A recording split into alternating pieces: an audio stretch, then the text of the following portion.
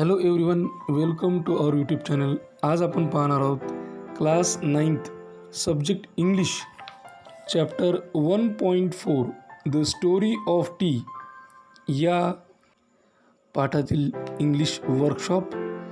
चला तर मग सुरुवात करूयात. फर्स्ट ॲक्टिव्हिटी आहे list all the names of geographical places mention in the passage. या पॅसेजमध्ये वर्णन करण्यात आलेल्या नमूद करण्यात आलेल्या भौगोलिक स्थळांचे नाव लिहा. Answer: Assam, China, Cambodia, Darjeeling, Nilgiris. Second activity make smaller words using the letters in the given words.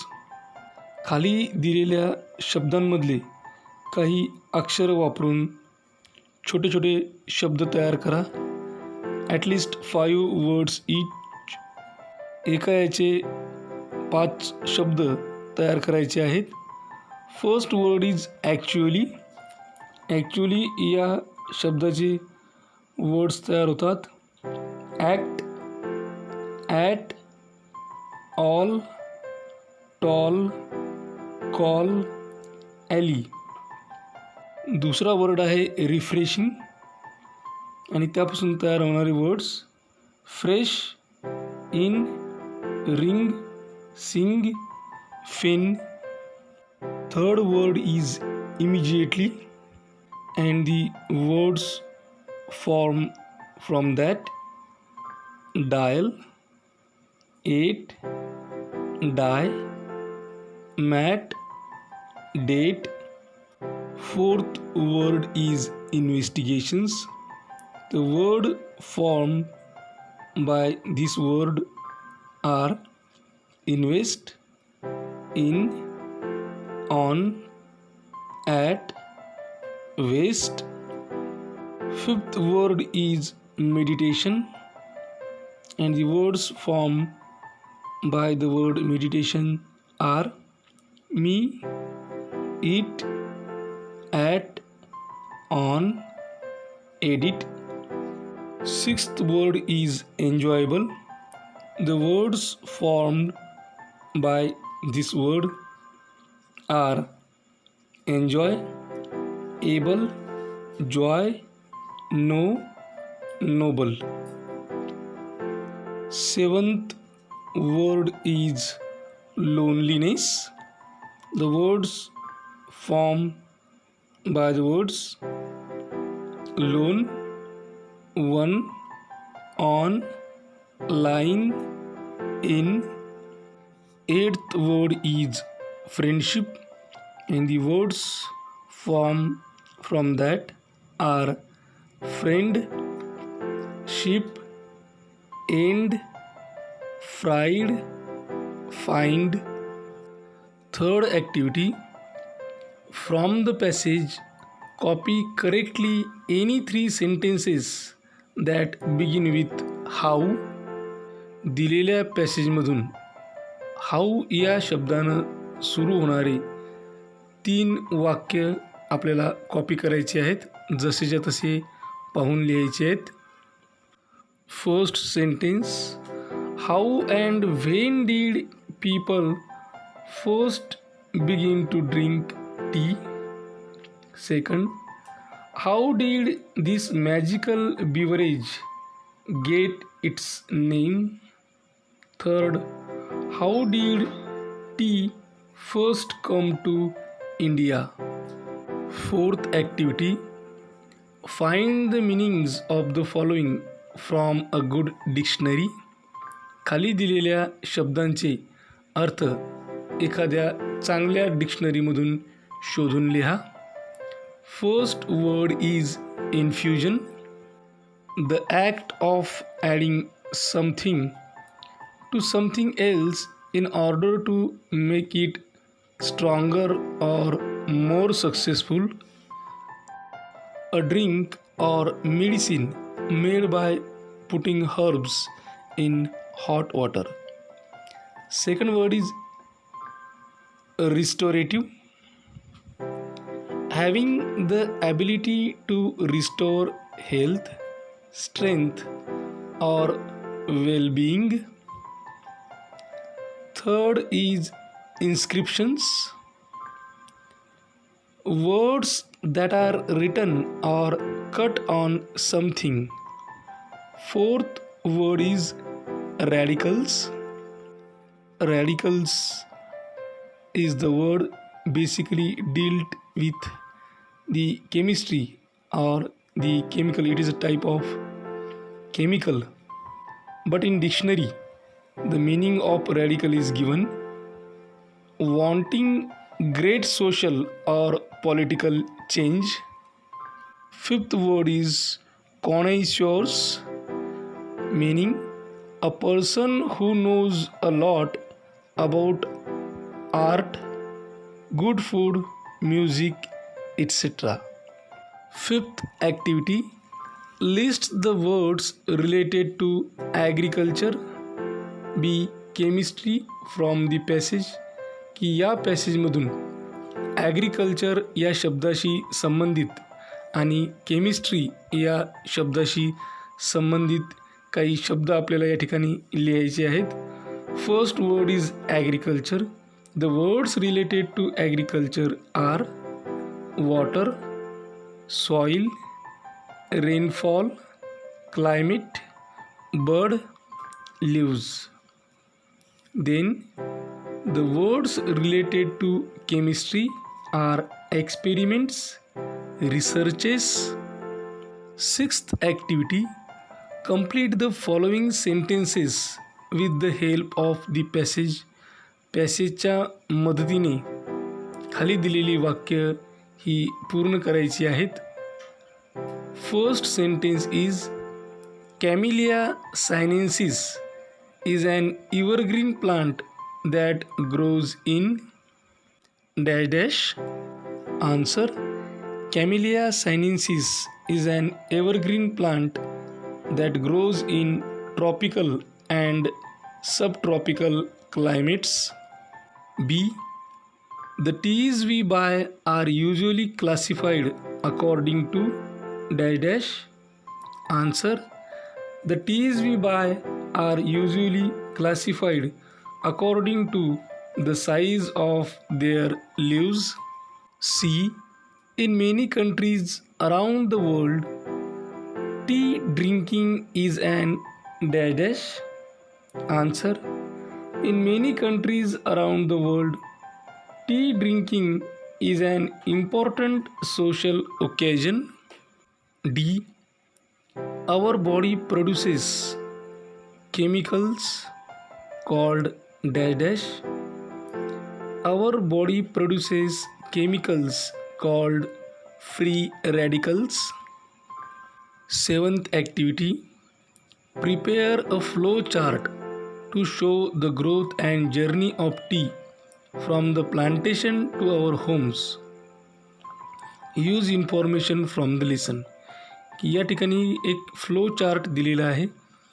तर या फ्लो चार्टला आपल्याला तयार करायचं आहे आणि त्याच्यामध्ये दाखवायचं की कशा पद्धतीनं चहा हा प्लांटेशनपासून तर आपल्या घरापर्यंत त्या चहाची वाढ आणि त्याचा प्रवास हा कशा पद्धतीनं होतो हे या ठिकाणी लिहायचं आहे. Use information from the lesson, आणि त्यासाठी आपल्याला या लेसनमधून माहिती वापरायची आहे. बघा, पहिले याच्यात दिलेलं आहे प्लांटेशन, त्यानंतर दुसरा बॉक्स रिकामा दिलेला आहे. तिसऱ्या याच्यामध्ये leaves cured, then fourth box leaves processed, fifth box is empty, and sixth box sold to us. And the correct answer is plantation. In second box there is leaves dried, third box leaves cured, fourth box leaves processed, fifth box they are packed, and sixth box sold to us. Now move on to language study. Eighth activity, from the passage find all the words or pair of words that begin with T. पॅसेजमधून आपल्याला T या शब्दापासून तयार होणारे शब्द किंवा शब्दसमूह या ठिकाणी लिहायचेत. एक्झाम्पल्स दिलेले आहेत. Tea pot, tea plants. Other words are tea gardens, tea estates, tea leaves, tea seeds, tea tasting, tea whisking, tea minded, tea growing, tea club, tea ceremony, tea kettle, tea lovers. When two words come together to form a new word, the new word is called a compound word. ज्यावेळेस दोन शब्द एकत्र येऊन एक नवीन शब्द तयार करतात, अशा वेळेस त्या नवीन शब्दाला इंग्लिशमध्ये कंपाऊंड वर्ड असं म्हटलं जातं. What words do you see in the following compounds. खाली काही कंपाऊंड्स दिलेले आहेत, त्यामध्ये तुम्हाला कोणते शब्द दिसतात. कंपाऊंड्स आहे एव्हरग्रीन, ब्लड प्रेशर, एव्हरीडे. बघा खाली जो एव्हरग्रीन नावाचा कंपाऊंड दिलेला आहे तो दोन शब्दापासून तयार झालेला आहे. एक इवर आणि दुसरा ग्रीन यापासून तयार झाला शब्द एव्हरग्रीन. सेकंड जो कंपाऊंड आहे ब्लड प्रेशर, तो सुद्धा दोन शब्दापासून तयार झालेला आहे, ब्लड आणि प्रेशरपासून. नंतर एक कंपाऊंड आहे एव्हरीडे. तर एव्हरीडे हा कंपाऊंड दोन शब्दांपासून तयार झालेला आहे, एव्हरी आणि day. Note that some compound words are written as one word. लक्षात घ्या की काही कंपाऊंड वर्ड्स हे एक शब्द म्हणून लिहिल्या जातात. For example teapot. Some with a hyphen between them. काही कंपाऊंड वर्ड्स हे दोन शब्दांच्या मध्ये हायफन म्हणजे आडवी रेष देऊन लिहितात. For example tea making. And some as two separate words. आणि काही कंपाऊंड वर्ड्स हे दोन सेपरेट वर्ड म्हणून घेतले जातात. For example tea club. Ninth activity. Sometimes the form of a verb in a sentence names the action but does not change according to tense, number और person. कधी कधी काय होतं की वाक्याचं रूप आहे, एखाद्या वाक्यामध्ये वाक्याचं रूप हे कृती दर्शवते, पण काळानुसार, वचनानुसार, व्यक्तीनुसार बदलत नाही. Such a form is known as non finite form or an infinitive. अशाच प्रकाराला नॉन फायनाईट फॉर्म किंवा इन्फिनिटिव्ह म्हणून ओळखलं जातं.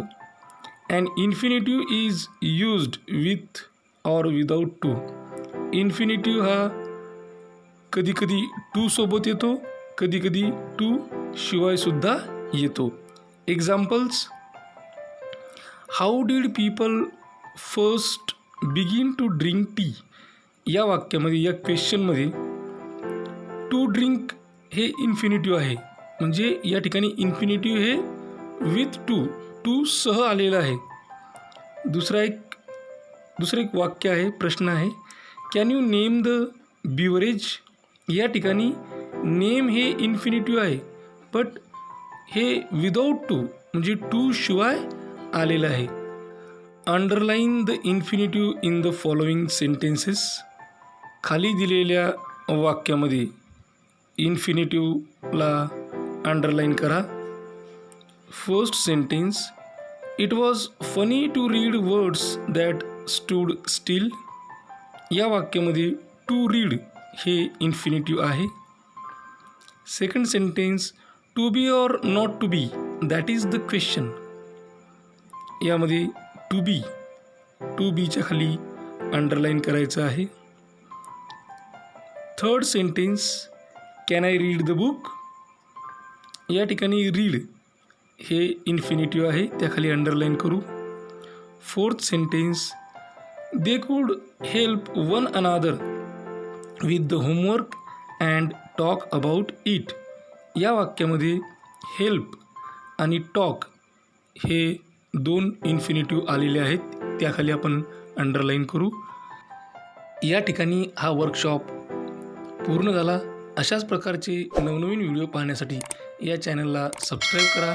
आमच्या चॅनलचे सर्वच व्हिडिओज ताबडतोब तुमच्यापर्यंत पोहोचण्यासाठी बेल आयकॉन बटनला क्लिक करा. हा व्हिडिओ तुम्हाला आवडला असेल तर लाईक करा. तुमच्या मित्रमैत्रिणींमध्ये, गरजू विद्यार्थ्यांमध्ये जास्तीत जास्त प्रमाणात शेअर करा. काही अडचण असेल, काही सजेशन असेल, काही इन्फॉर्मेशन असेल किंवा रिप्लाय द्यायचा असेल तर कमेंट बॉक्समध्ये कमेंट करा. हा व्हिडिओ अत्यंत काळजीपूर्वक आणि सर्वात महत्त्वाची गोष्ट टिल द एंड शेवटपर्यंत पाहिल्याबद्दल तुम्हा सर्वांचे मनापासून आभार. थँक्यू. Thanks a lot.